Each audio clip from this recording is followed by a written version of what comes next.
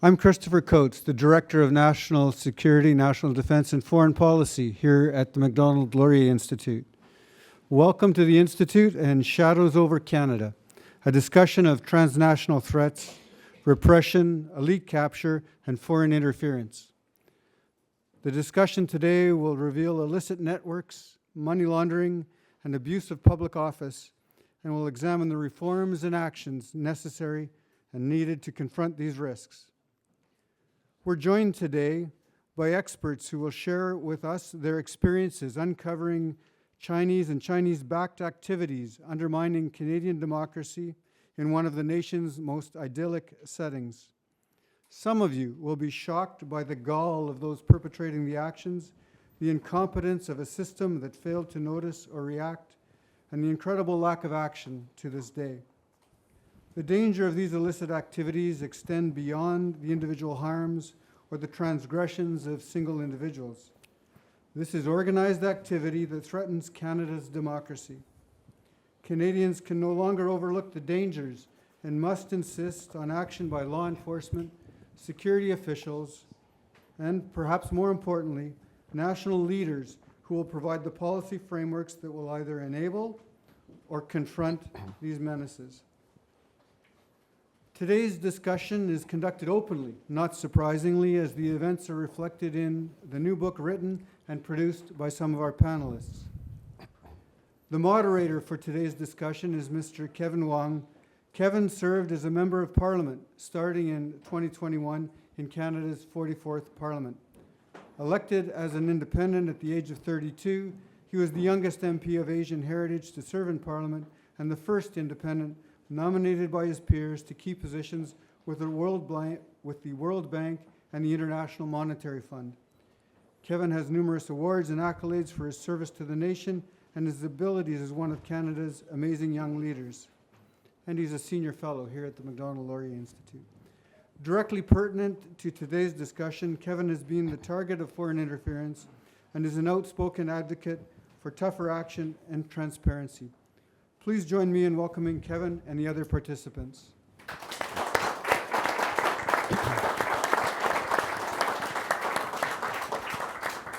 Well, thank you for joining us today. I think, as always, when it comes to MLI, we have an incredible room of people from the diplomatic community, people from the public service, experts in many different fields. And we're here today for a very important discussion with three people who really know what they're talking about. Starting from my left, we have the Honorable Wayne Easter. Wayne has spent most of his life in public office. And I think what's particularly relevant here is he remains a proud Islander who calls the island home.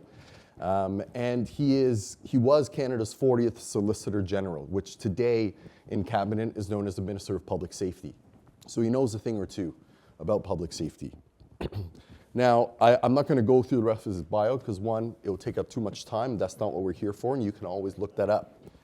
To Wayne's left is Dean Baxendale. He is an international columnist. He is the president of Optimum Publishing International and also the China Democracy Fund.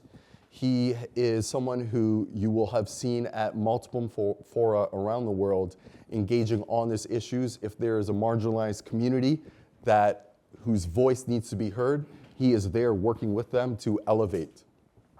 To his left is Garry Clement, former RCMP superintendent and also national director for RCMP's Proceeds of Crime program.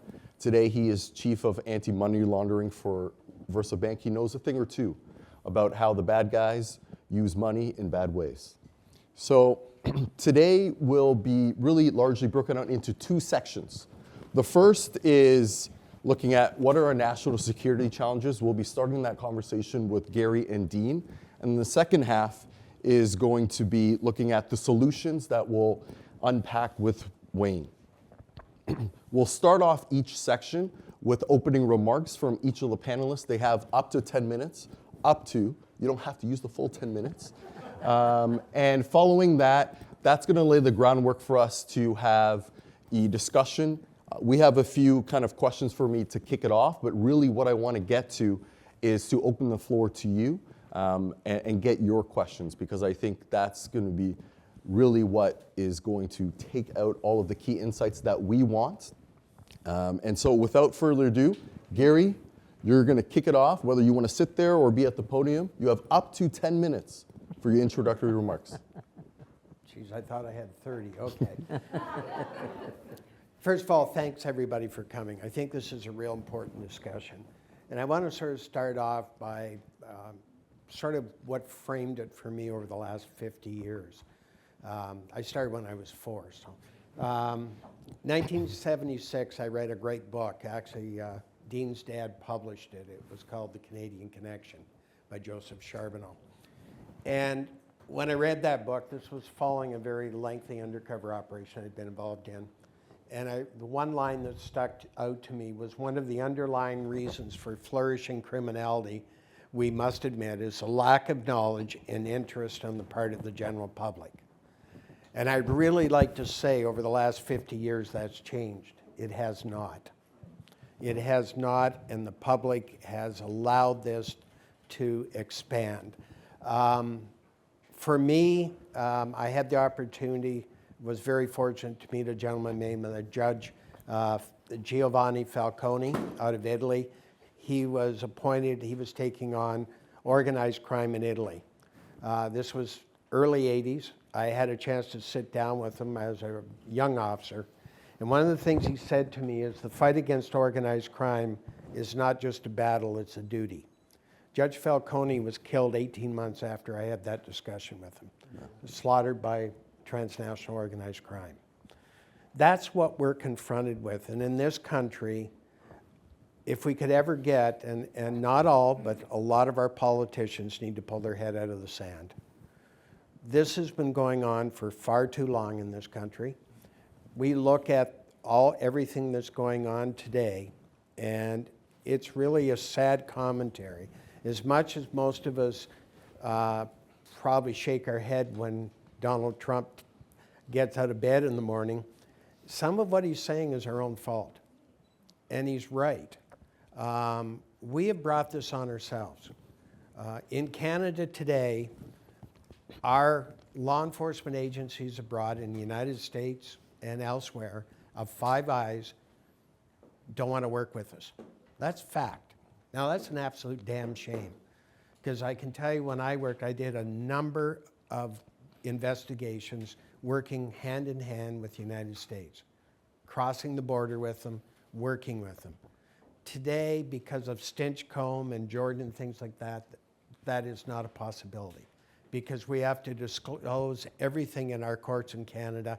We have to have it ready in 18 months to get to trial. Well, unfortunately, a lot of investigation in the United States, they're pulling intelligence out of a major investigation they got ongoing, and they can't allow that full disclosure. So it becomes injurious to international relations, and we end up having to discard that investigative capacity. That is why we're sitting here today. We have watched the PRC, United Front, take hold in this country. They have elite captured. British Columbia is ground zero, Vancouver. When I was overseas between 91 and 94, I wrote a paper that Vancouver will displace Hong Kong as the transshipment center for drugs elsewhere in the world. That's happening today. We have sold off some of our ports. We don't have port police. We have sold off some of our, so we've got freedom of ports. We are selling off a lot of our history, and I'll talk about Anna Green Gables in a minute, but let's take a look at the Bay. That's the most recent, came out. There's a lady out of China, openly admitted on a recent interview that she's aligned to the PRC government, and she's buying up the Bay the Bay and taking over the leases. That is Canada's heritage, and we're giving it to China. Now, Anna Green Gables, which brings us here today and the reason we wrote the book. If I were to ask you about PEI, most of you in this room will tell me about Anna Green Gables. We've all read it. We all saw it as kids. Do you know that that was translated into China, taken over to China, and became part of the marketing program for the provincial nominee program to attract Chinese immigrants into Prince Edward Island under the provincial nominee program, of which 85% never stayed in the province. They paid their money and never stayed in the province. Because what you have to understand is China has a $50,000 limit to get their money out, and yet we're selling acreages in Saskatchewan, waterfront in Cobourg, and you know, it's amazing. It's always this nondescript, filthy rich lady that's doing all the buying. Well, in Prince Edward Island, they took it a step further. There's a Buddhist monastery down there, and I'm not saying that all the monks that are there are aware of what's going on here, because I don't believe that. They're there for monastic reasons. But that monastery is not a monastic monastery. It is a money laundering front in massive proportions. We interviewed tellers that said they had hundreds of thousands of brand new $100 bills sequentially numbered in the night deposit box put in on a weekend. And that the manager said, oh, it's just religion. I know we interviewed people in real estate that a house was worth, we got this from the horse's mouth, their house was valued at $185,000. Well, they got the $185,000 plus a bag of cash for $140,000. And I'm sure the Honorable Mr. Easter has heard those stories too. That's what we're confronted with. And then you ask, well, why? You've heard of the Vancouver model in money laundering, and I've been doing money laundering for almost 50 years. I've given expert evidence in a lot of cases. The monastery has set up corporations that are transnational organized crime in nature in the way they're established. They are moving money, and I can't say 100%, but it has the hallmarks of what we saw in British Columbia and could very well be fentanyl money laundering. That's what we're dealing with. And this country has not woken up to the fact that that exists today. Our politicians have not woken up to the fact that that exists today. And I guess I'll conclude this opening start by a quote I love from Robert Kennedy. Every generation inherits a world it never made, and it does so it automatically becomes the trustee of that world for those that come after. In due course, each generation makes its own accounting to its children. I have to say right now, I would be embarrassed to think what my great-grandchildren are going to think of how we've managed this country, because it's an absolute crying shame. Garry, thank you. Dean, your opening remarks. Well, that was a great start. Thank you, Garry. So, as you know, my name's Dean Baxendale. I'm the publisher at Optimum. Canada Under Siege is the culmination of an 18-month investigation, but was predicated on, prior to that, 5 years of intelligence gathering from another book that we published, The Mosaic Effect, which looked at elite capture throughout the country. And within that, we identified the United Front works operations in Prince Edward Island and British Columbia and numerous other jurisdictions throughout the country. Optimum has published no less than 10 books now, specifically about the Chinese Communist Party's infiltration operations, not only in Canada, United States, but in the UK and around the world. I work with the diaspora communities, elevating their voices, the Tibetans. I was here with a press conference with the Vuong, the president of the Tibetan government in exile, last week. These are important topics for them, and I'm going to get to the intersection of how Tibetan Buddhism plays out on Prince Edward Island as now a geopolitical issue. But suffices to say, as Garry said, Optimum has been around for some time. My father started this. He was one of the first brave publishers to publish on organized crime in this country. We published over 500 titles during the last 50 years. And we are a publisher that looks for truth to power. But the only way we get to where we are is because of solid people whistleblowers, people who have a story to tell, and sometimes it is well beneath the surface until it starts to bubble to the top. Our first book, Hidden Hand, really highlighted the global geopolitical interference and influence operations starting in the UK, here in Canada, the elite capture of former MP and ambassador to China, John McCallum. And I spoke to John before we published the book. I gave him the excerpt and said, John, here's what we're publishing. Here's what it says. I said, do you have any comment? And John said, no, Dean, that's fine to go with. So basically, John knew that he was in part working on behalf and forwarding the agenda of the Chinese Communist Party. Now, let's look back. The whole world was engaged with China. Going through 1990 through 2000, we were all in on China. We all believed that China was going to reform. China was going to democratize. China was going to liberalize. China would move away from their egregious human rights records. In fact, what we've seen is the exact opposite. And actually, when the wall fell, the Chinese Communist Party continued to double down. Even though their public facing is win-win trade. It's all good, it's all good. And we want China engaged. This is a country that we need to engage, but it can't be on the CCP's terms. And we have to remember about all the people in China that are under the repression of this regime. And all the people in Canada and around the world who I speak to or who are in the diaspora communities who are repressed by the Chinese Communist Party here in this country. They target journalists like Sam Cooper, who brought you willful blindness, who I'm sure most of you are familiar with here. And that's why we had a foreign interference commission or inquiry in Canada. That's why we had the Cullen Commission, because we published. We dared to bring the truth forward. People said it was a conspiracy.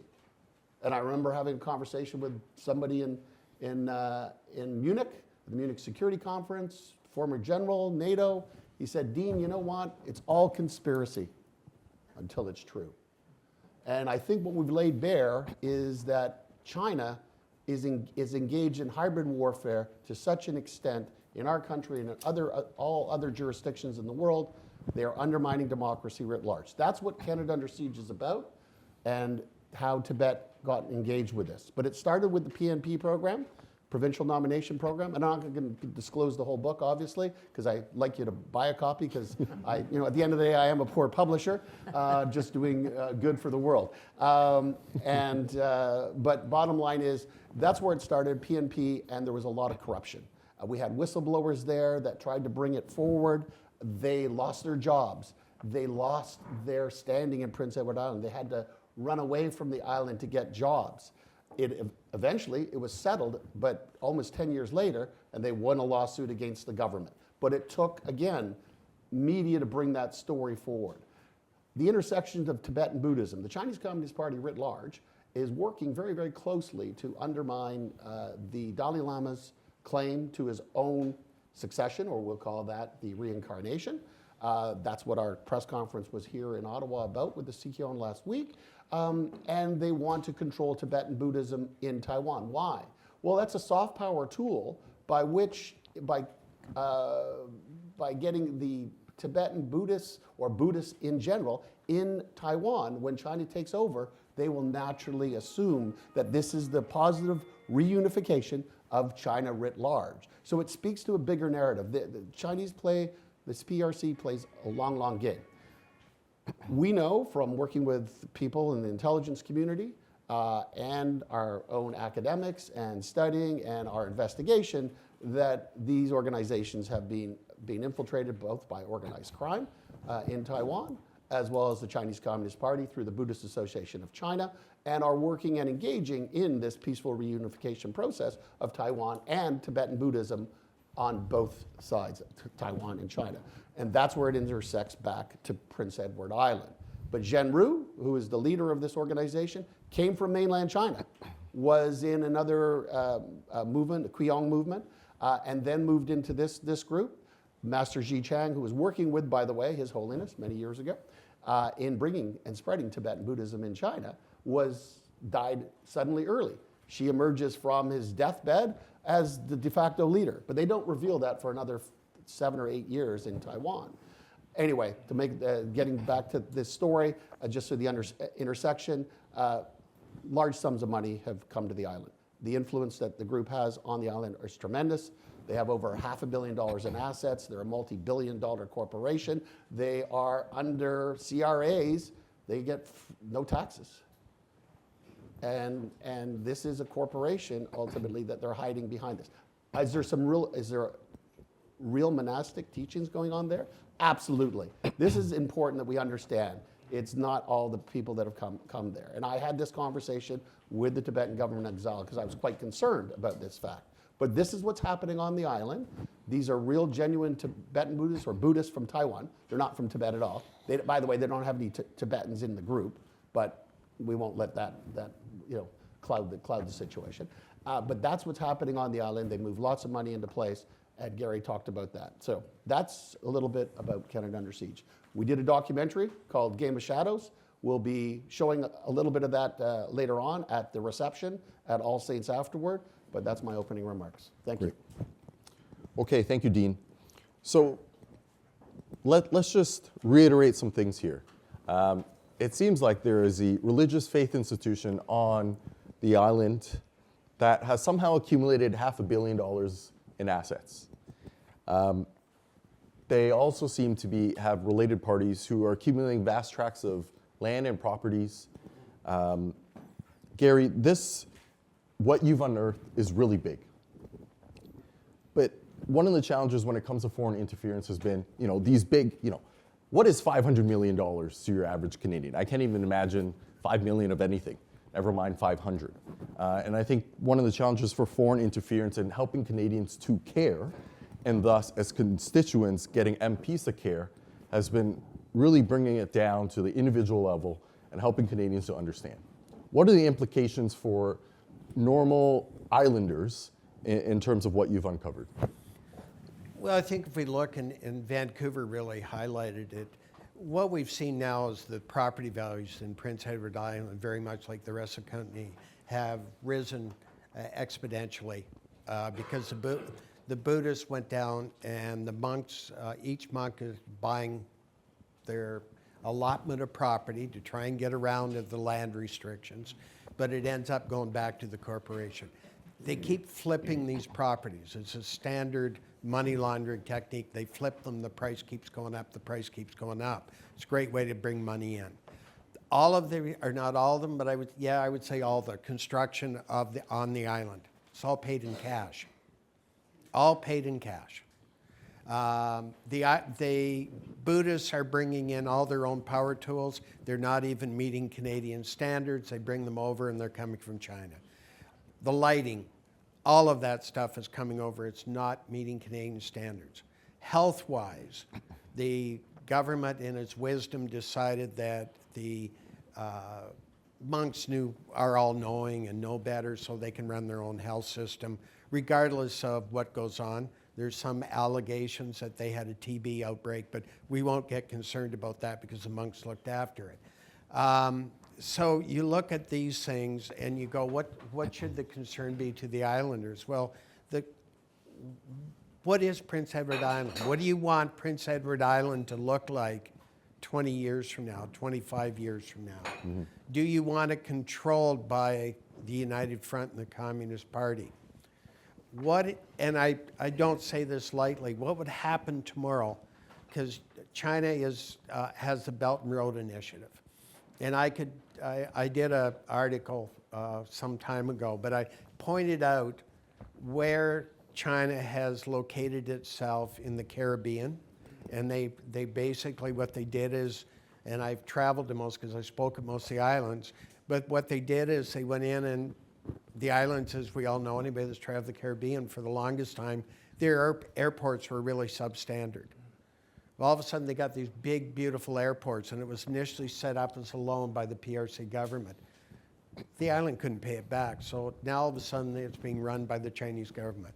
And now you start looking around, and if you look at it from a potential, and I say potential, if we broke out in a war tomorrow, China has covered off enough area for United States and Canada to be under their control. They have a staging ground in all of these areas, just because we have allowed it to happen. Prince Edward Island, they had, I won't go into a lot because again I'm exposing a lot of the book, but one of the things they have, I call it Little Nassau. They put in their own fiber optic cable, spent $2 million on it, ran their own hydro, and nobody else can be hooked up to it. Allegedly, we got very reliably, they have tunnels, very large tunnels going between their buildings. I've seen some monasteries. I was in Asia for 3 years. I never saw anything like this. Fortified tunnels, what do you need them for? So those are the things that I think it's time we ask questions. The other thing is, why do they have charitable status when they're bringing that much money in and they're buying property left, right, and center? Why is it a charitable status? It's so easy to fix. Drop charitable status tomorrow, do an audit on them, because the bottom line, like Al Capone, follow the money. And we didn't have warrants, we didn't have production orders, but we had people coming out of the, coming forward, islanders that wanted the story told because they knew it was wrong.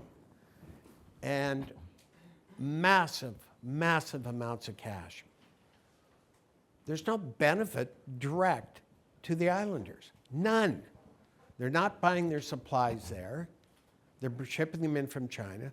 They're raising property values. So the only ones that are benefiting, if I want to retire and I don't have any offspring that wants to take over my farm, which is somewhat of the case, and my property is worth $300,000, and I end up with $500,000, 300 on the surface, 200 in a bag of cash, and that's what happened, then I got a benefit.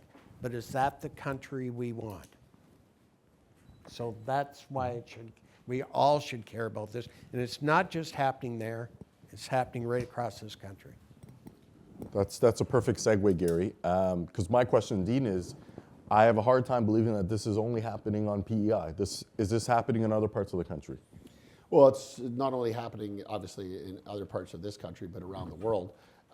And certainly, as Gary alluded to, the Vancouver model, very specifically in terms of how they use casinos and real estate ultimately to bring vast sums of money in, ultimately fentanyl trafficking money for many, many years. It resulted in the Cullen Commission.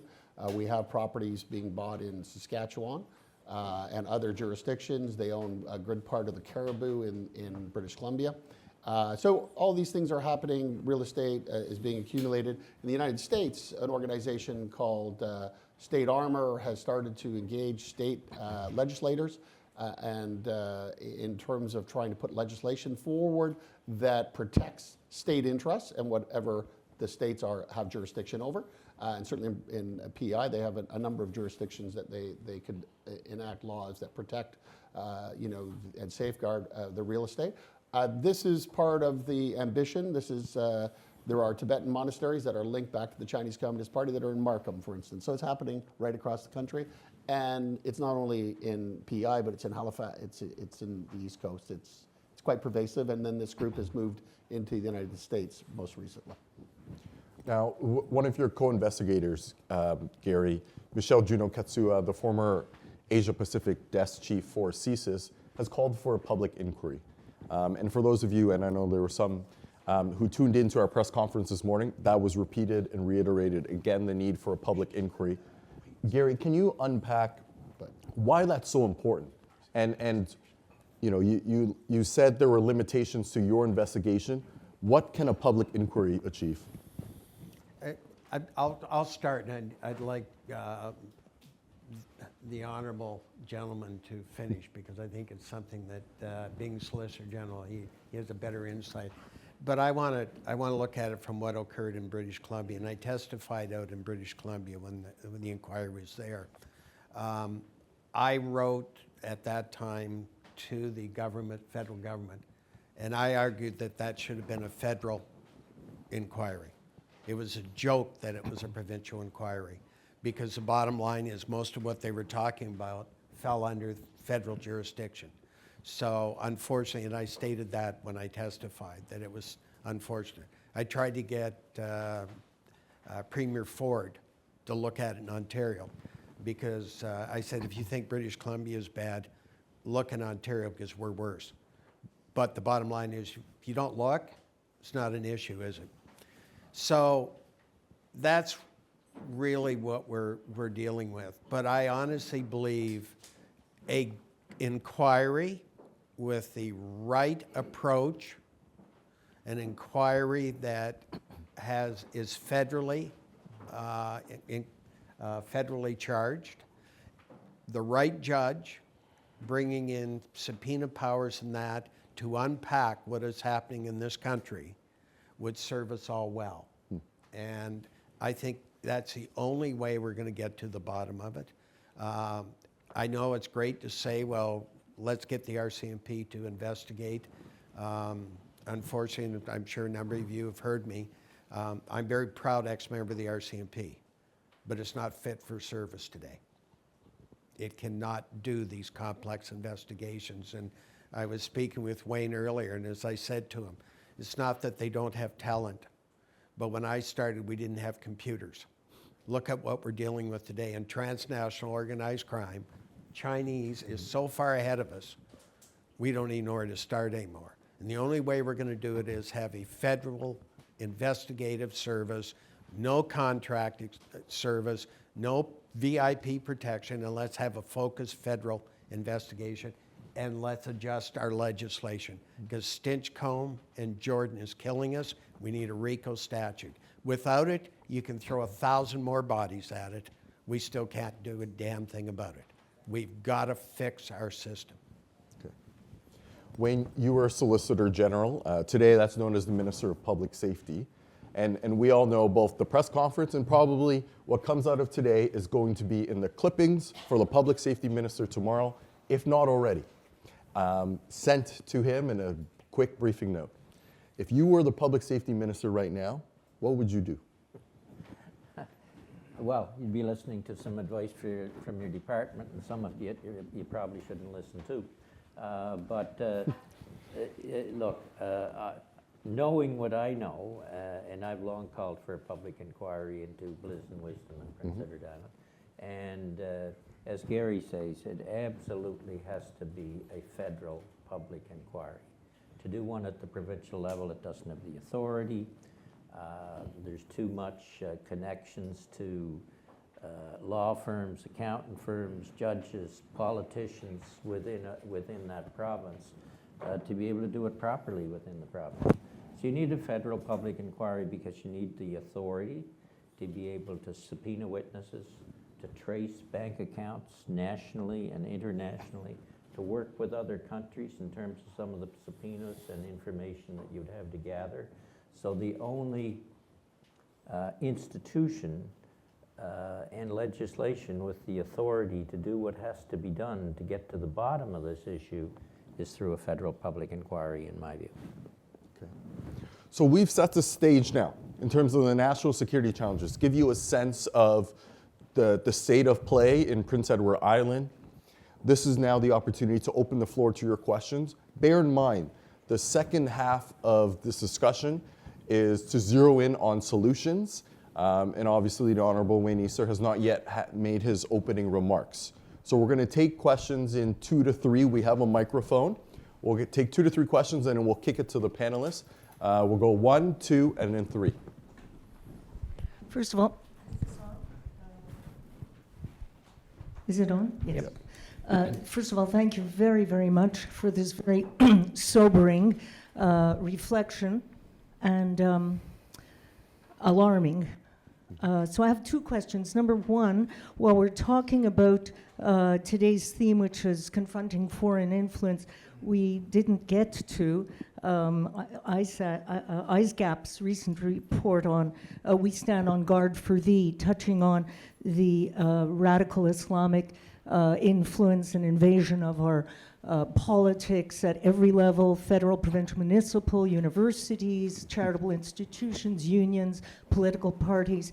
I understand, of course, there are time limits, so I respect very much what you've presented today, the sobering influence of the Communist Party. So my question is, relative to that solely, is a public inquiry sufficient to get to the bottom of this in light of the fact that, let's say, the RCMP, as we now know, is grossly incompetent, can't even keep the beautiful horse riders going, and the Department of National Defense has 14 years of neo-Nazis that they're just uncovering. They can't deal with sexual harassment.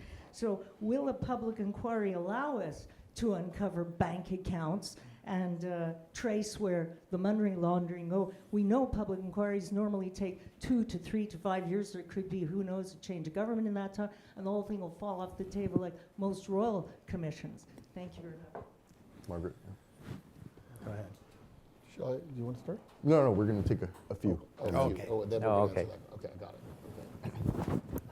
Hi, I'm a former federal government official and have been a critic of China and what it's been doing in Canada.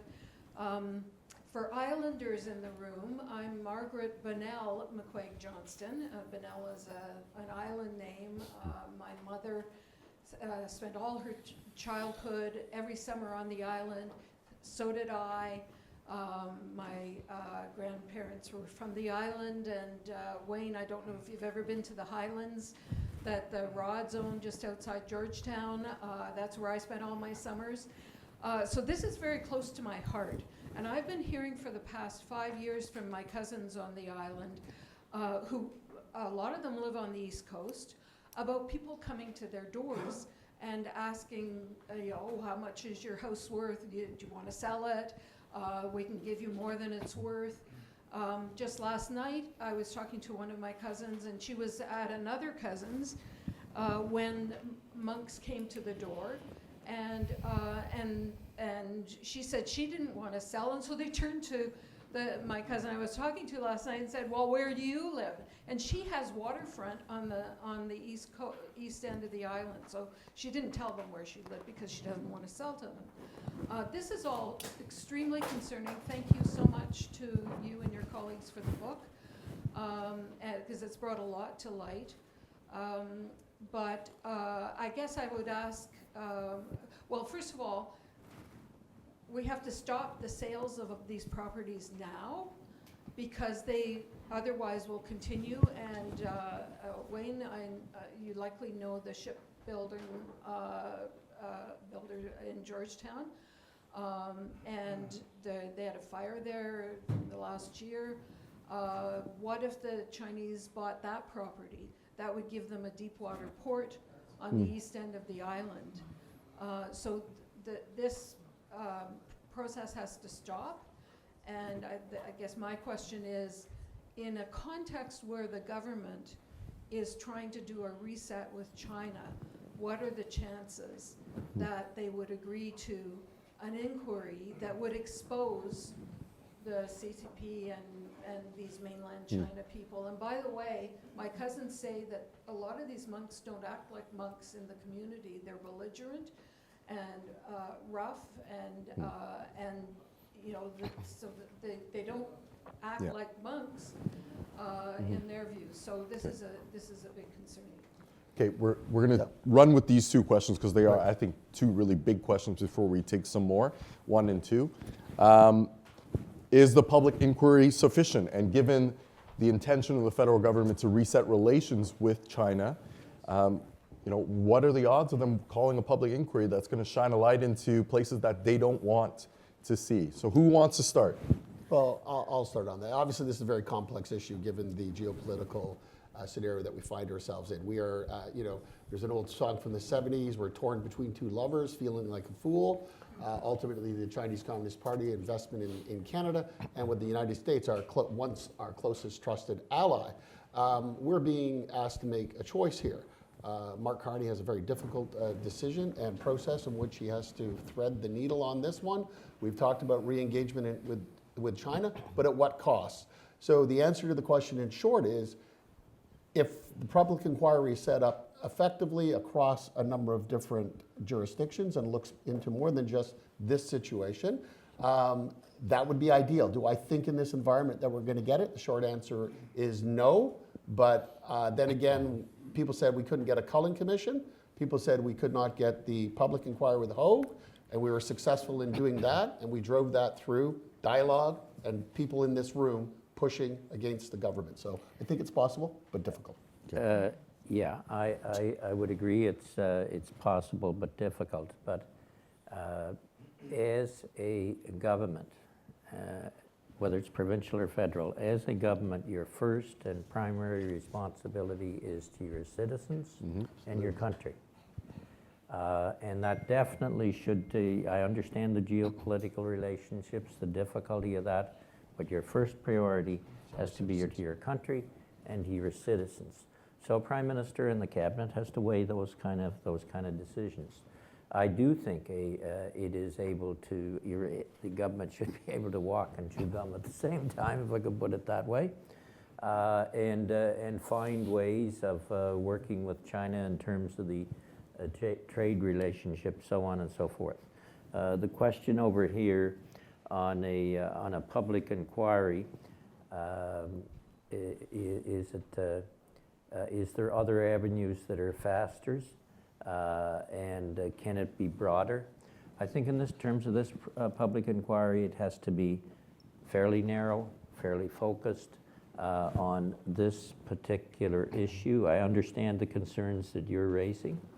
And I've looked at other possibilities, but I don't think there's any other, is there any other options than a federal public inquiry to get to the bottom of this?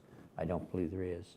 And I think you have to go with what you can only work with what you have to work with. And the public inquiry, I think, is the best tool of which to do that at the moment. Okay. You should be using CSIS and the RCMP too. They need a kick in the ass to get them going too, but they should be involved in it as well in terms of their investigative authorities. Okay. 1, 2, 3, 4, 5. But we'll see how the first two go. Right here. Anthony Saders with NATO Canada. Gentlemen, thank you all for your insights. My question, pivoting towards the future, given the rise in AI-generated media, deepfakes, and synthetic content in general, how is Canada preparing to identify and counter these rather subtle attempts at interfering with Canadian security through foreign interference? Thank Perfect. And then second question. And before that gentleman asks a question, I see that the Honourable Senator Leo Husakos has joined us, the Senate Opposition Leader. Thank you for joining us, sir. Thank you. My name is Sampe Lalungpa. I'm Tibetan origin, run part of a very tiny advocacy organization in Ottawa, which recently received kudos from the Communist Party of China because we, along with some others, including Margaret in the room and Uyghur friends, have been sanctioned. So that's, I don't know what it says, but we Tibetans have dealt with the front since '51. We have never seen an organization that deep pockets, the strategies. This is not just the communist, these are the facilitators of the Communist Party of China. We lost our country, from both hard and soft measures, money, influence. What they have to do, they will do what they need to do. Do not underestimate them. We get very complacent. I've been in Canada in '74. We pat ourselves back. We're nice people. These things don't happen to us. Nya. Good news for you. So the issue is, two things, just comment. I think we need all people in all parties to come together on this. I'm not saying everybody in all parties, because right across the parties, there are people who are beholden to the Communist Party of China. Yeah. This is the truth. This is nothing secret. But there are sturdy souls that you need to knit into the thing. The other thing is, one of the things they love to do is to isolate you.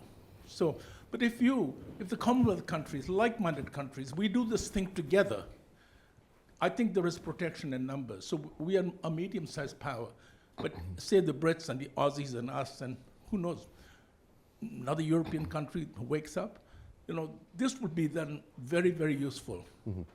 It's not legitimate Chinese common interests that we're against, it's the illegitimate objectives and activities of the United Front. And no Canadians know what the United Front is. True. And that's another thing. We think, oh, it's the nice people from the embassy, they do a little bit on the side. No. 24/7, they're at it. And we have proof. We lost our country. Yeah. So as the microphone makes its way there, I'll just add that there are emerging coalitions. I'm proud to be a member of the Interparliamentary Alliance on China while I was an MP, and now I serve on their alumni council. And this is now a growing coalition of parliamentarians from 43 countries. Taiwan was the fourth member, where I was at the IPAC summit last year. And we know we had an impact because the next day, the Chinese decided to do another exercise where they crossed the median line with warships and fighter jets. So it is having an impact. There is a growing coalition. Your question, sir. My name is Edward Atraji. I'm an aerospace engineer with the National Research Council of Canada. I'm now retired. You wanted solutions. The first thing that I'd like to say, as Margaret has already stated, a public inquiry would take at least 3 to 5 years. That's too long. By then, we will be destroyed as a country. So what we can do, and if it's possible, can we change the rules of the game in terms of the trade and in terms of property ownership? We cannot buy property in China, but they can buy property here. Our trade deficit is astronomical. Can we say from now on, we will have balance of trade every year? We're not going to wait. Just as Trump said, if they are going to be buying property here, we must buy property. They must allow us to buy property in China, likewise with trade. Thank you. Great. Okay. Great question. Those are excellent questions. Yeah. Who wants? I'll just start on the first one with respect to cognitive dissidence operations and disinformation by the CCP. We can actually look to this particular case on Prince Edward Island, where they created 2 videos attacking 2 of the detractors, one of them happening to be one of the whistleblowers. So they automatically generated AI videos, put them out. They also put out a video against us right away after the CBC went to Taiwan, validated our research, and put the report forward nationally on the 17th of June. So they're very, very good at this. How do we combat it? It's going to take a concerted effort. It's going to take organizations like IPAC, but governments have to be aware that the cyber attacks, the ongoing infiltration, penetration operations are happening every second of every day. In British Columbia, on average, there are something like 75,000 penetrations by CCP to try to infiltrate our infrastructure. So we need to get this right, and it has to be across the globe and build standards in which to combat it. That would be my answer to that, very quickly. The only thing I'll add is, and I know probably most politicians want to hear this, but having lived in China and looked at what they're doing right now, looking at the fentanyl crisis that we're dealing with today, which a communist party, if they really wanted to, could stop it, but just think how it's destroying North America. Just think how it's destroying battle-age youth if we ever had to go to war. 100,000 a year in the United States. Look at how many we're losing in Canada. The PRC government, not all of them, but the vast preponderance, operate as a transnational organized crime group. And the sooner we all accept that, the better off we will be. Because they are looking at what is the best interest to serve them and serve their agenda. And I'll do this quote, which I've never forgot it. I went to Hong Kong. It was shortly after Tiananmen Square. We had a reception in which there was a gentleman from the PRC government there. And being a person with not much of an opinion, I said to him, I just can't understand how you could allow that to happen at Tiananmen Square. Quote unquote, the general said to me, you don't get it. If you had 100,000 individuals with the IQ of a monkey come into your city, you would have done the same thing. Wow. That is how they view life. And don't forget it. And I've never forgot it. And I realize now what we're dealing with when we look at a lot of this. I realize that's what we're dealing with when we look at why we have this fentanyl crisis. And we have to accept that China is not our friend. And I agree with this gentleman. We shouldn't be doing anything that we can't do in their country. We shouldn't be allowing them to do it here. Yeah, on the AI question, I think Dean pretty well answered it, but it's an increasing issue that I think can only be resolved by governments globally. I mean, it's unbelievable. You even look at some of your own media feeds or Facebook or whatever, and you don't know what to believe anymore. You really don't. You know, some of them's a direct lie. That's easy to understand. But that some are massaged a little bit more that you don't know whether to believe it or not. So it's an increasingly growing concern. On what can we do in the meantime while you wait for a public inquiry? The strongest land laws in Canada are in Prince Edward Island. Anybody in this room who isn't an islander, we consider you a foreigner when it comes to buying land. You're not allowed to buy any more than 5 acres of land unless you have executive council approval. I'm one of the ones who worked to put that law in place at the provincial level. The land law, and I'll talk about it some in my remarks, laws are only as good as they're enforced. Yeah. And we've been trying with one of our agencies to get an investigation into the land holdings that Bliss and Wisdom and others hold at the moment, since about, 2019? And we still haven't been successful with both Liberal and Conservative governments. So, yes, you're right. It can be done by putting in place land laws, but you must have the enforcement to go along with it, and we're not getting that right now. I'll talk a little bit about it later. Mm-hmm.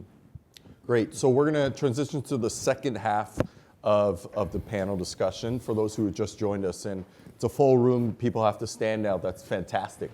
There's 3 chairs up here. But there are a few chairs for those on the side there who want to sit. So the format will be opening remarks from Your Honourable Wayne Easter. The second half is focused on solutions. And I know we have questions 1, 2, and 3. He's going to speak for 10 minutes. We're going to take advantage of the fact that the Honourable Leo Husakos is here too. And we're going to give him a few moments as well to provide remarks. And we're going to take advantage of that. And then we'll have some really quick questions, maybe jump straight to the audience. Because that's really, for me, that's most important. So without further ado, Wayne. I guess like Senator Leo, I've been in the House Commons too long and I have to stand up to speak. Let me start with the theme. Shadows over Canada, confronting foreign influence and domestic vulnerabilities. I want to try and put that in perspective, so I will get to what I see as the solution. The objective of my remarks will really be to confront that influence and give an example of what is really, try and paint a picture of what's been happening in Prince Edward Island. I have been calling for a federal public inquiry into the operation of Bliss and Wisdom in Prince Edward Island and its affiliates for quite a considerable amount of time. And I think many people will ask, now why, in the name of heavens, would someone from Prince Edward Island be calling for a public inquiry into a Buddhist organization and its affiliates? After all, Prince Edward Island is Canada's smallest province. We're only 180,000 people. We're 140,000 2 years ago. And we're 140 miles long and 40 to 50 miles wide. So we're small. We're quiet, we're tranquil, and it's a slower pace of life than pretty near anywhere else in the country. And we have, of course, Anne of Green Gables.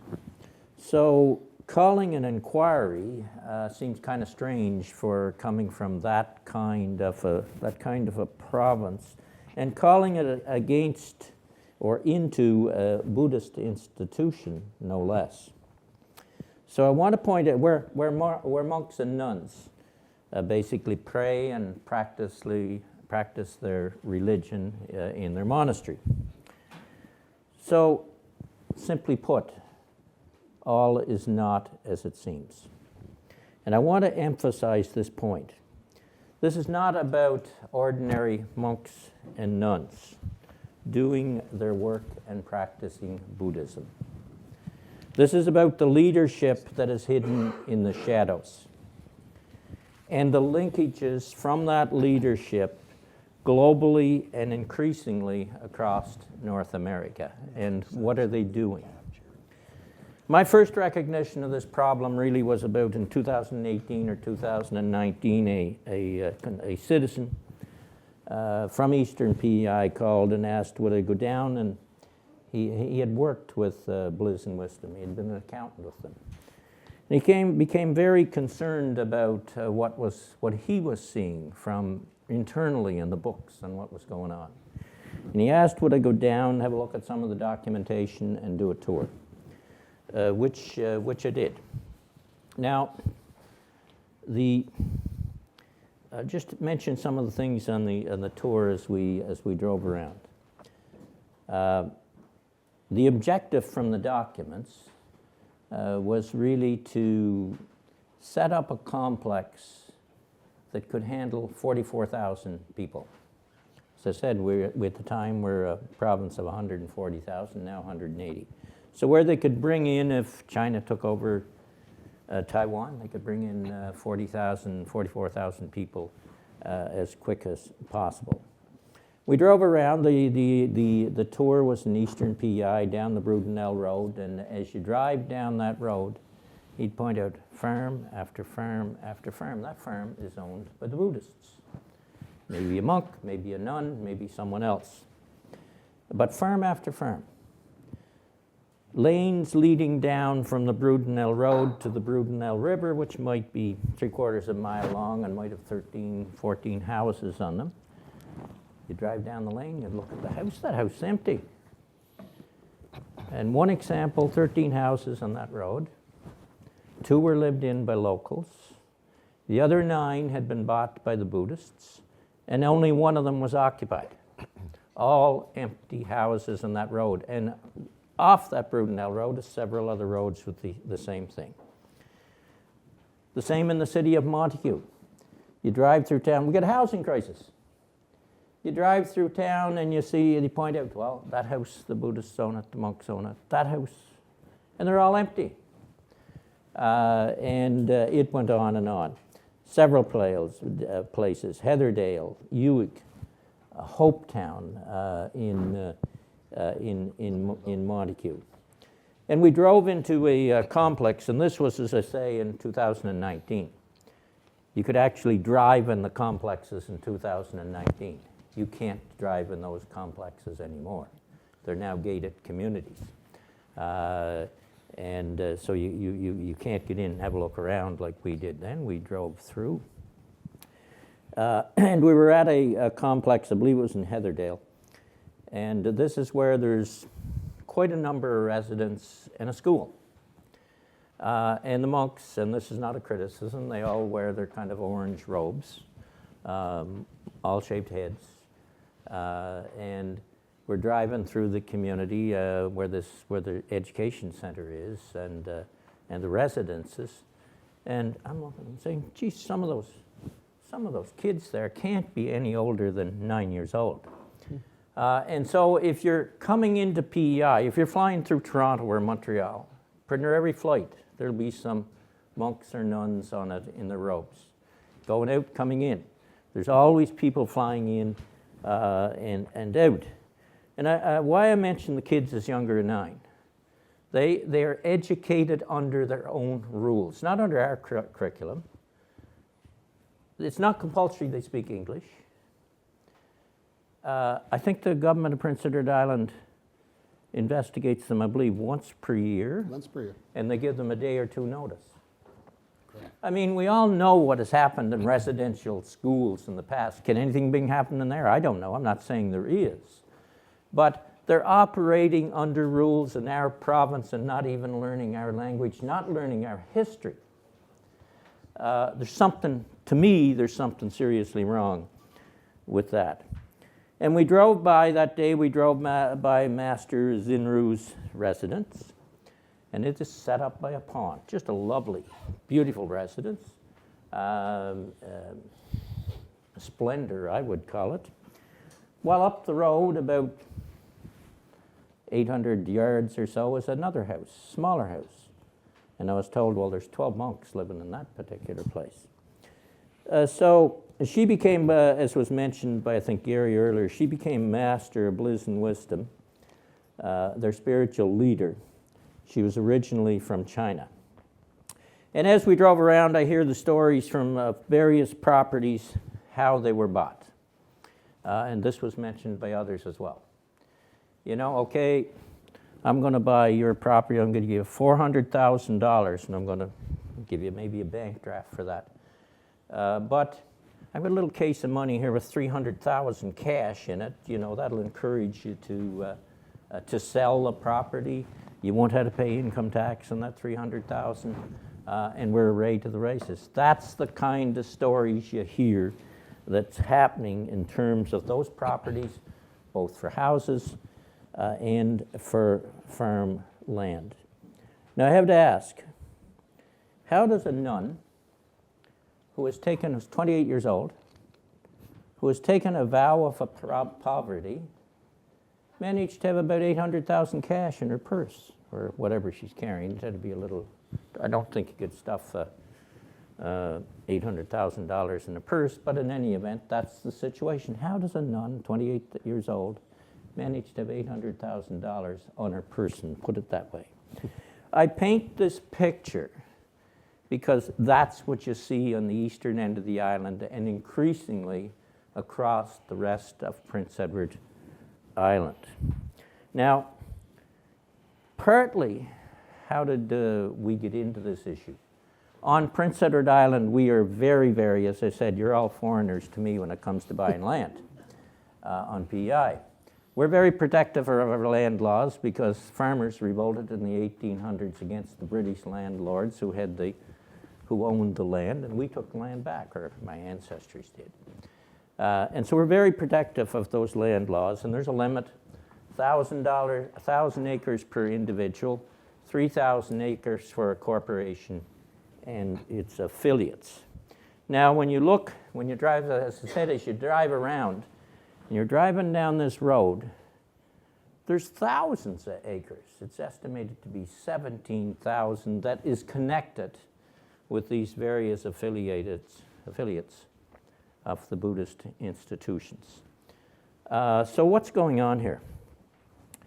As I mentioned in my answer to the question, IRAC, which is the PEI Regulatory Appeals Commission, they're supposed to be operating under the laws of Prince Edward Island, and the law is on the Land Protection Act, those numbers that I outlined. And so citizens were concerned and raised the issue, and supposedly IRAC did an investigation of which they supposedly have, we don't know if they do, have a report. But we can't get the report released. So what the heck good is your legal authority under your Lands Protection Act? What the heck good is it if they do an investigation and they keep it secret? It's no good at all. That's my point to your question earlier, sir.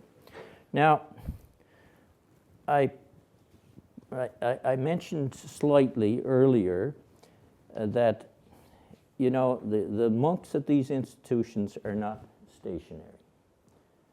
They don't all come there and then they all stay and they do their monistic work. There's always coming and going, by the hundreds a month, coming in, going out, all look the same to a great extent. So what is going on? We need to get to the bottom of it. So my point is, something is really amiss here in terms of what's happening on land, and related to what was said earlier to other issues in the country. Well, it's mentioned in Michael and Gary's book that they talk about elite capture. And that's one of the reasons why I said earlier that an inquiry in Prince Edward Island really makes no sense at all, because the influencers have managed to rub shoulders, to do business, to be friends with the politicians in Prince Edward Island, both federal and provincial, to be honest about it, of all political of the Liberals and Conservatives, and they've both been in government over this period of time. So it makes no sense to have an inquiry at that level. The accountant firms and the lawyers, they've all been involved in some of these land transactions. So there's no sense going to them from a Prince Edward Island perspective. So that's a dead end. In the book that Dean has released, Chapter 20 is entitled, "The Forward Operating," is alleging that the PEI operation is the forward operating base you didn't see coming. So is it accurate? I don't really know. But there's only one way to find out, and that is, I believe, through a public inquiry. The concern is there. Concerns outlined in the book, in fact, in many places. I'll close with this. Your sub-theme that I mentioned earlier is confronting foreign influence and domestic vulnerabilities. You know, there's already endless reports, and the Senator will know this as well.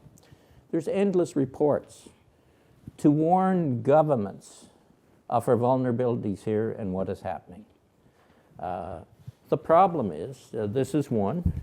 This is a report that Ken Hardy chaired. It's a threat to Canadian sovereignty, national security dimensions of the Canada People's Republic of China relationships, an interim report. And it was prepared and done. This is one by the National Security and Intelligence Committee of Parliamentarians, Special Report on Foreign Interference in Canada's Democratic Processes and Institutions. Then there was the Hogg Commission. Has anybody heard lately what's happening on those recommendations and those reports? Not I mean, you know, I chaired Finance Committee. I chaired several committees over my time. Part of the problem, this good work in both the Senate and the House of Commons done by members will end up going somewhere and sits on a shelf and gathers dust instead of being acted upon. And that's really a problem. These reports do no good sitting on a shelf gathering dust. And I'd close this way. Canada has to stop being the Boy Scouts of the world, and we have to stop now. Each report has a message. These reports I mentioned, there's a message in them that there's something seriously wrong in terms of geopolitics and the influence of China in this country, done in many, many ways. And Optimum Press has a message in their book along the same lines. There's serious things happening, and governments have to act. We know there's a problem. The key to solving a problem is recognizing you've got one and acting on it. These reports in the book outline the problem. Now it's time to act. Islanders, my fellow Islanders want to know, are our land laws in the province being violated? Canadians want to know if foreign influence is being staged in Prince Edward Island by a Buddhist organization, by the leadership, put it that way, by the leadership in a Buddhist organization, and having an impact in Canada and spreading elsewhere around North America. I personally believe, and I've said it earlier, that the only way really we have the land laws in place. They're not been enforced. I think the only solution right at the moment is for governments to act and for the federal government to establish a federal public inquiry with all the powers necessary to subpoena witnesses, subpoena documents, trace bank accounts, follow the money, as Garry said earlier. I believe that's the only solution in terms of getting to the bottom of what is happening in Prince Edward Island and its impact on the rest of Canada. Thank you very much. Thank you, Wayne.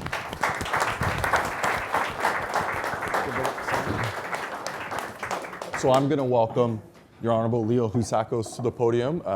This is a treat for us. It's a great opportunity to hear from the Senate opposition leader as we focus on solutions. And I'm going to completely scrap my moderator questions so that we can open the floor to your questions. Senator, the floor is yours.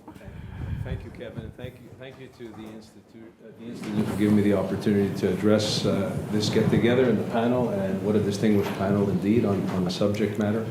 And I agree with the former minister. He's right on. There's been plenty of reports, plenty of studies. I think we all know what the problem is, and it ain't very complicated. For far too long, this nefarious regime in Beijing has been taking advantage of Canadian kindness and Canadian politeness. It's been government after government, and the truth is successive prime ministers who looked at China as an opportunity, and world leaders in the Western world looked at China as a potential partner in order to continue to increase our capacity to create wealth. Unfortunately, we were wrong. They were all wrong. It doesn't matter if it was Jean Chrétien or Stephen Harper or Prime Minister Trudeau. They are dictators. They have a particular vision of the world and the region, which is diametrically opposed to those of us that believe in democracy, freedom, the rule of law, and the values that have created the Western civilization. To them, they see democracy and freedom as a weakness. They think it's our Achilles heel. They think they can come in and they can manipulate our communication. They can spread misinformation. They believe the fact that at times our system might not be as efficient as theirs. They see that as an opportunity to pounce and take advantage of these Achilles heels. So the truth of the matter is, I believe the laws are there. They need to be strengthened. But I think what we have lost over the last decade in particular is the political will to stand up for the foundation that has built our societies. And I've seen it now across the board. It's great to have the best laws in the books in the world, but if there isn't a political will from our security agencies to the RCMP to the policing services all the way down the line, then the system is not aligned and it falls apart. And the former minister, he appropriately pointed out that China has been very aggressive, whining and dining former mayors, current mayors, provincial leaders, federal leaders, even, believe it or not, members of our own Senate in the upper chamber, who have been compromised. And we know even who they are. Yes, we do. And they don't even hide who they are. Hide it anymore. They are emboldened, they are proud, they get up and they just spew the Beijing talking points. And even though we mutter under our breath and we talk in the corners, and yesterday we had a few senators finally getting up on a point of order, the point of the matter is we're too polite, we're too Canadian. And right now we're living in a world of disruption. We're living in a world, unfortunately, where hard power has overtaken soft power in such a way where Canada has found itself in a bind. So I think we need to step up, and Canada has always stepped up, even in times when soft power has taken a back seat. And when it's time to sort of, the tough to get going, Canadians have always gotten going. So I think we're in that particular moment in time where we need to take bold steps. Our political leaders have to understand we cannot continue to hedge on China. And we need to find a way to align with our allies. Even though right now, with the Trump administration and everything we see in Europe, alignment amongst the Western democratic nations is becoming tougher and tougher, I view this as an opportunity for Canada to take the lead, if there's a willingness on their part of the government to do it, to basically guide Washington, to guide the EU, make them understand that where China is today, we're not a position to take them on bilaterally. We need to take them on unilaterally. The whole Western democratic world has to align and develop a strategy of how to deal with them. And not every time that that strategy is executed, France or Germany or Canada, we start hedging because we think we can sell a little bit more shrimp and a little bit more pork and a little bit more whatever the case may be. Canola. You name it. You name it. So all these things are doable. It will require a concerted effort. I want to compliment this institute because the truth of the matter is, as we all know, politicians in this town are usually decades behind reality. And I have to say the Macdonald-Laurier Institute was decades, years ago, they came up with some interesting reports highlighting foreign interference, highlighting the strategy that China has. And now, of course, it's come to fruition. Now we all talk about it. Dean, your work has been extraordinary, and we owe you a debt of gratitude for all the research, the effort that you've done. And now the rest of us, we're joining the parade and we're catching up, and now we got to get something done. So I don't want to go on and on. I think everybody in this room is quite knowledgeable. Clearly, the panel is quite knowledgeable. My belief is develop a strategy, try to create an alignment with our allies, and have the political will to be bold and to call it out more than ever before. Canadian politeness is over. I know that everybody on this panel has been calling it out.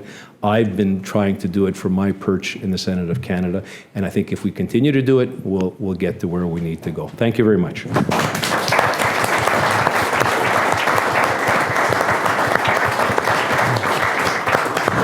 One, and then two.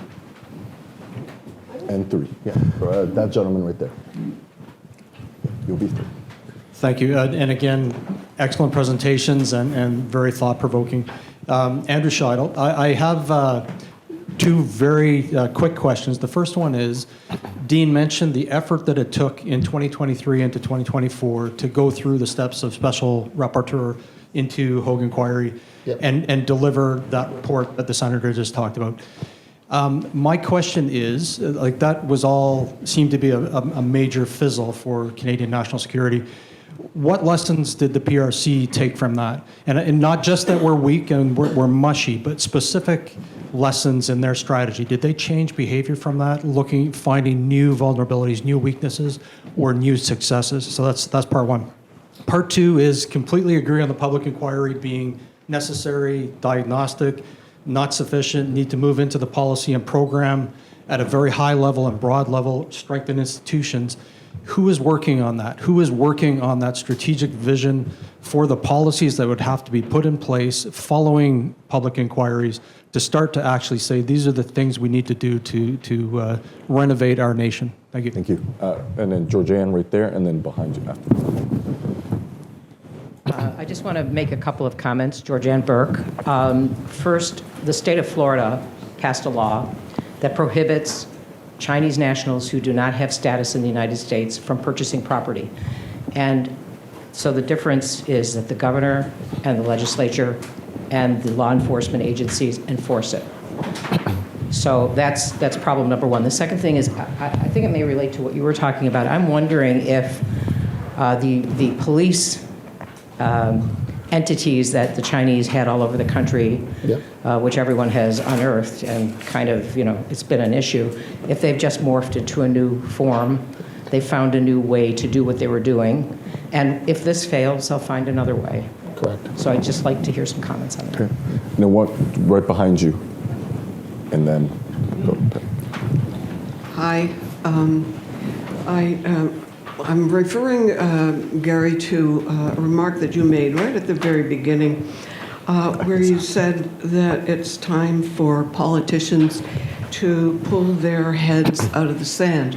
Well, I think there's lots of evidence that strongly suggests that this is not a question of pulling their heads out of the sand, that a lot of this behavior is purposeful. That they really know what's going on, but they don't want to change it because a lot of people are benefiting from the status quo. And in terms of solutions, you're all talking about corruption, right? Money laundering and so on. What do we know is the best mechanism in the world for preventing corruption that is accepted by most democracies around the world? We know that the best mechanism is whistleblowing and whistleblowers. And one of the things we know about Canada's law is that it doesn't work. It does not protect whistleblowers, and there's lots of evidence that says this was purposeful. The only ones who've ever tried to get adequate whistleblower protection laws are individual members of Parliament, and they've all been swapped down. The federal government was forced to pass the federal whistleblowing protection law because of a huge scandal implemented in 2007. Never worked. I hear from whistleblowers because of the work I do regularly, and every week now, almost daily. It's increasing. There are so many who are silenced because they're not protected at all.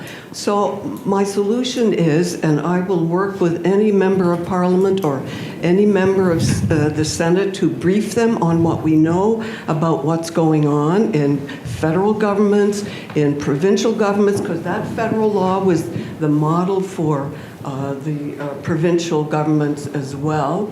So that we can finally, after, I think they began, the members of Parliament began with Private Members Bill in 1991. So now, 35 years later, we're still no further ahead. There's got to be a reason why there is such great resistance to transparency and accountability in our political elites, should I say. Thank you. So that's my solution, pass an effective law, and I'll be happy to work with any senator or member of Parliament. As a matter of fact, I suggest, Kevin, a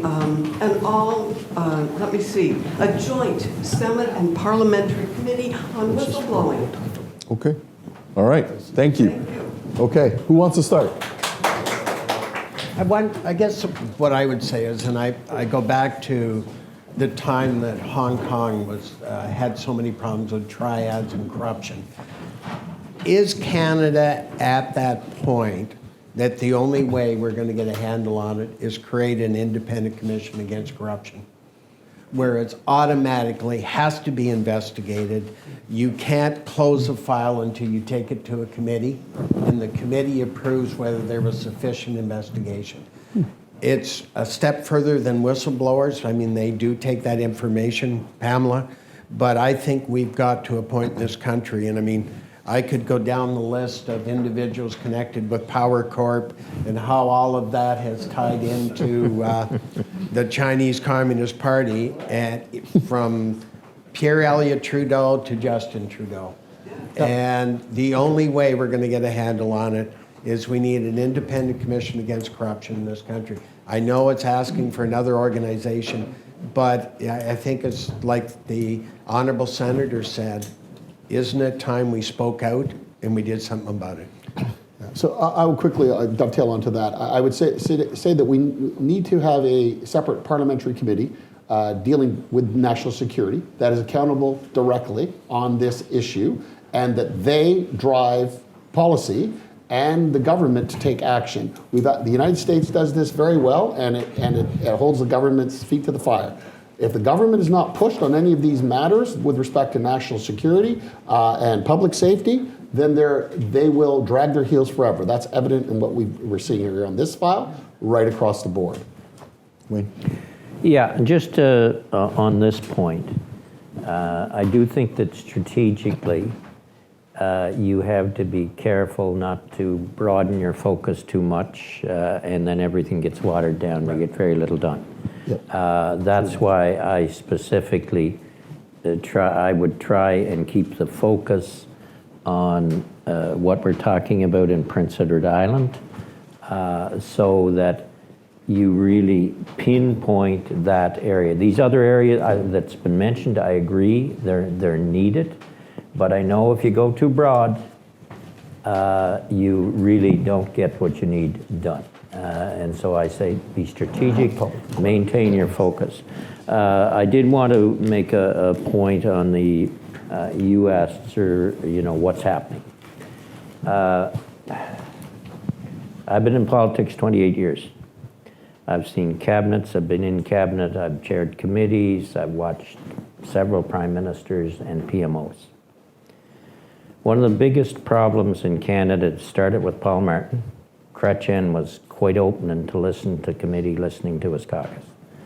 Started with Paul Martin, got worse with Stephen Harper, got even worse with Justin Trudeau, and I don't know where it's going to be with Carney. But the fact of the matter, is committee work in the House of Commons now is busy work. I got to keep these members busy so that they're here to vote when I want certain legislation through. That's the reality. Because the Prime Minister's office now is so centrally controlled, or has been under the previous 3 Prime Ministers, that the advice that is listened to is not those members that are out there in the caucuses, and the same in the opposition leader's office, I'll say. It's by those, what I call the boys and girls in short pants in the Prime Minister's office. They're the ones that listen to it. So you got a problem. You got a real problem in terms of, I said earlier, committee reports are gathering dust. There's good recommendations in them, but they're gathering dust. So we gotta, I guess I'd put it this way, we got a problem within our democracy that the people elected to do the job are not given the authority by the Prime Minister to do what they ought to be doing. So we're going to try to squeeze in 2 more quick questions. You have 30 seconds each. This young lady and the gentleman in the back, and then our friend from the island. But I just want to say really quick, Wayne went where I wanted to go in terms of the weakness that I think has been called out, which is the increasing centralization of power in the PMO. Why bother trying to influence 100 members of caucus, or at least a majority of caucus, when I can zero in on the half a dozen people who really matter in the Prime Minister's office?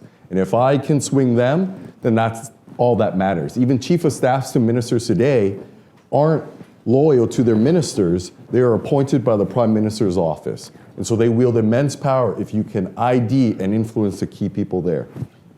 Ma'am. Hi, okay. I just wanted to touch on something that the Honourable Senator said. He said that when the going gets tough, Canadians step up. Well, I'm part of the younger generation here. I'm a Gen Zer, and I haven't really found that that's really true today.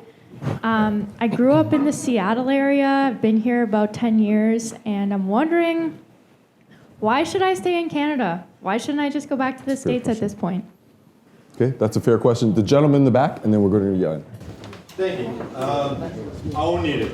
I'm pretty sure you all can hear me? Yeah. All right. Comment that I'd like to hear back from folks on the panel. We talked a lot about the role of Parliament. It seems to me we have a pretty fundamental problem. I'm a public servant. There are other public servants, current and former here. I have top secret security clearance. How are you going to interact with the public service? There's 480,000 of us. When your committees work, what can we tell you?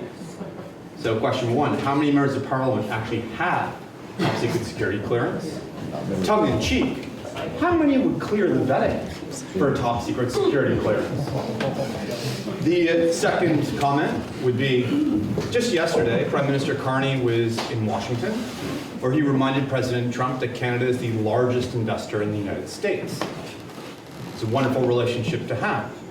But when I hear the former minister, Solicitor General, talking about the lack of investments and lack of control we have over our own port infrastructure, one wonders whether that's such a good story.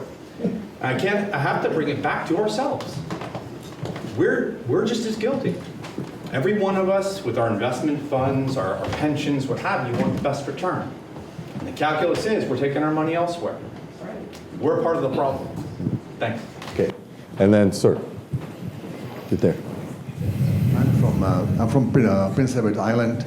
I was an international lawyer, practiced all over the world, and I retired to PI because I believed, as Wayne described, that it's a pristine, bucolic island, beautiful beaches with Green Gables and potatoes.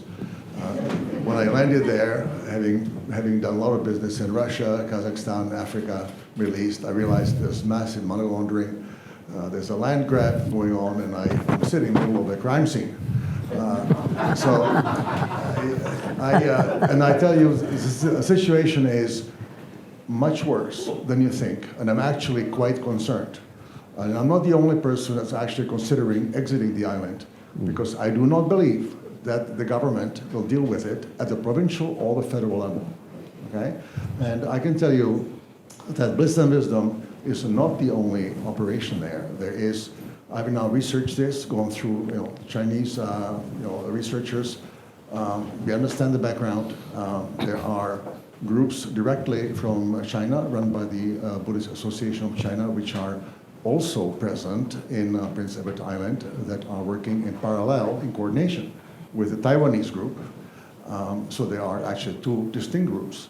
There's also a whole business organization which is related and coordinated with that organization, which is completely, appears to be separate, but is actually related. We see now that there are investments going from Prince Edward Island into New York State, which, when I talk to my correspondents in Maine, I understand Maine operation cannabis, all the illegal operations that run from New York State, the same area where the Buddhists are investing in New York State. $30 million resort was purchased by the Buddhists from PEI to be the next monastery. So this is actually spreading into Montreal, Nova Scotia, New York State, and it's connecting with other operations coming from Ontario into the eastern part of Canada. So this is a very large operation. It is a major hub with 45 installations with top-notch sole access fiber optic cables, interconnected with all monasteries, secure entrance, and connections to the top. The sad thing for me is that there are actually tools, to the point that were made here, there are tools that could be enforced. This is not a charity. It should not be allowed to be a charity. The laws have to be enforced. The land protection laws have to be enforced. They're not being enforced. We have immigration consultants that are Chinese nationals that are bringing in people that are unvetted, that we believe are also operatives, which are there. They go on to other markets from PEI, including the U.S. So it is a hole that's been punched in the side of PEI, and this is a province with its own 4 federal MPs. It has seats in parliament, always has a minister in government. If this island falls out of the control of CCP, you have the enemy is not outside the gate, it's within the gates. Okay? And the idea is to bring 40,000 people, as Wayne said. And when those 40,000 people come, when Taiwan is invaded, you will see a complete shift in the voting pattern. By now, the business interest will control every economic sector, from farming to fishing, aquaculture, etc. And you will see that the dominoes will start to fall, and it'll be too late. So I would say the situation is dire. The politicians need to do something. I think there's a major lacuna in the cooperation between the federal departments and the provincial governments, and that is why the CCP is focusing on the provinces, because they do not have access to intelligence, national security information. The level of awareness is low. The only thing they have a lot of is appetite for Chinese investment, and they are absolutely, they're shooting fish in a barrel. So that has to change, but I do hope that there be some willingness. So I'm going to ask that we answer the various questions, starting from left to right. This will also be your concluding remarks, okay? And we'll start with Garry. You have a minute. And please try to stick to a minute. I'm sorry, when I have albeit retired, 3-star general standing over my shoulder, it stresses me out. So Garry. I'm just going to end by what bothers me about this whole thing. We tried to brief various government departments in Canada. There was no interest. And we raised it with the United States, and there's a very good chance Dean and I will be briefing U.S. Equivalent enforcement agencies. I think that's an absolute crying shame, especially somebody that served 34 years in law enforcement and did a lot of organized crime. And there is zero interest in this country. So that's a complacency. Very quickly, first of all, Jan Matichak and Caroline Cox, as well as Marty Murphy, have all come in from the island, from PEI, to be with us. And they are supporters and have tried to bring this voice forward in Prince Edward Island. Where does this start? Policy, we have to get this right with respect to the interaction with classified domain scenarios. That's why you need to have that committee that I was talking about, which is not a solution for this problem. fully vetted and have the security clearances so that we can have that exchange. But the thing on the island, they've started their own movement. They are engaging citizens on the island, talking about, they have a group called Say PEI, and they're advocating for change on the island. That's where it happens. Democracy happens right at the local level. Good question on what do younger people do and how do we get things done. I think Dean practically gave the answer. It's a matter of being strategic, being organized, letting your voice get out there, and demanding results. I do want to come to the national security question. The NC COP committee, which I really worked strongly to get in place, they all have security clearance. The difficulty is, when that report is done, like the first report by the NC COP committee, if it had been listened to by the Prime Minister, we wouldn't have needed the Hague Commission. Yeah. Because everything the Hague Commission did in it was practically in that NC COP committee way back whenever the date was. And so I think the critical element there is you've got top security clearance there. They can talk to CSIS. They can talk to you people who have top security clearance. But Cabinet and the Prime Minister has to take that report they do seriously. And that's what's not happening right now. So as a young person on the panel, I would like to address the younger question. It feels like the original Canadian bargain is broken. We should be willing to accept higher taxation and a little bit more regulation in exchange. Especially from an entrepreneur perspective, you're supposed to have a generally safer environment, a safer place to call home, build your business, raise your family, as well as various healthcare services and other things. That was part of the original Canadian bargain. And I think it's broken, and I think young people see that, and that's why you're looking to the US. Why not go there, make more money, better purchasing power, pay less tax, where my success and hard work will be rewarded and celebrated as opposed to punished. What I will say is, as an entrepreneur, I was a tech entrepreneur before I was elected, I'm working with a number of leaders, particularly in the tech and innovation community, but in business writ large, who have had enough with waiting for change, with waiting for the politicians and the policymakers, and have taken it upon themselves to start driving that change. Build Canada is a great example of that. I encourage those who aren't familiar to just go and search that. There are business leaders now who have had enough, and they are taking it upon themselves to drive that change. And I am cautiously optimistic that we will be successful. It's not going to be easy. I think that's probably the theme, one of the themes of this panel discussion today. But I would hope that you don't give up and other young people won't. Give us a little bit of time because it's worth the fight. So this country is worth fighting for. Yeah, this country. Canada's together we can do it. Sir. Ladies and gentlemen, thanks so much for being here. I of course, thought that I would be summing some things up and reading back to you sort of my summary. We don't have time for that, and I think you all just did it so well a moment ago that this country is worth fighting for. Been really privileged. The message that this room is full, and enthusiastically so, is a message to us that we need to do more of this, and we will attempt to do that. Thank you. After we finish here, in a couple of seconds, you're all invited next door to the All Saints venue, part of the Working Title Kitchen, the big church on the corner of what used to be a church, for a reception and a short screening of the Game of Shadows, as Dean mentioned earlier. So please join me in thanking Wayne, Honorable Wayne Easter, Dean, Gary, and Kevin for moderating, and thanks very much.